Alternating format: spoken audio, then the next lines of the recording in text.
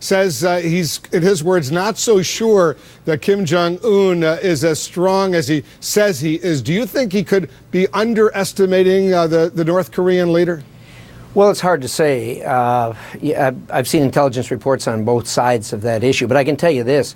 The administration is right in the middle of this. They know what a serious situation they have in their hands. Earlier this afternoon, I spoke with the Vice President, Pence, who just returned at 7 o'clock this morning from 10 days in the region.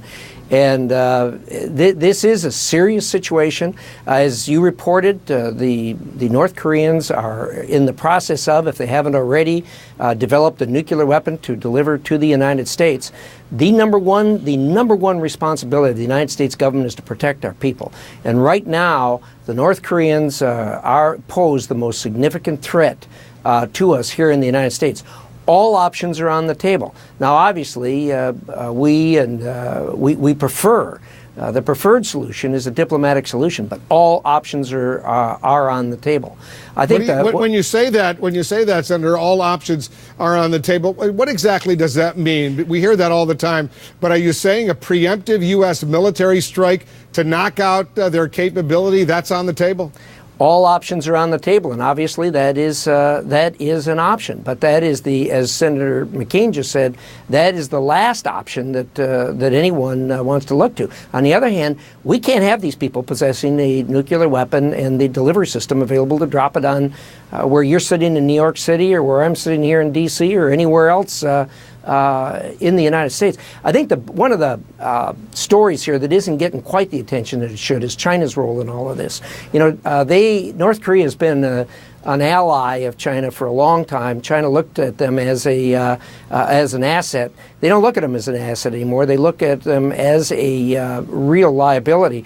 The son right now, who's in charge there, Kim Jong-un, his father and grandfather were very close to China, good friends with China. They liked each other. With the son, not so much. And the control isn't there that China had over the other two.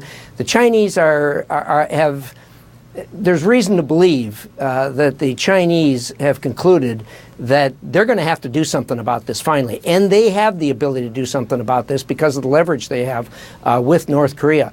I think they've come to the conclusion that if they don't, that the United States is going to have to do something about it. And that's the last thing the Chinese want is us involved in something over there. The Chinese really want stability, just as we want stability there. And so there's ways that they can do this diplomatically that can get the job done. And I think I have reason to believe that they're turning to efforts in that regard.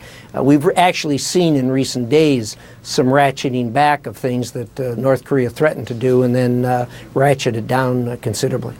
Well, we'll see what the Chinese do. We know the president is really working on his relationship with the Chinese president to get China to be more supportive of the U.S. objectives as far as North Korea is concerned. Senator Risch, as usual, thanks for joining us. Well, thank you. Glad to be here.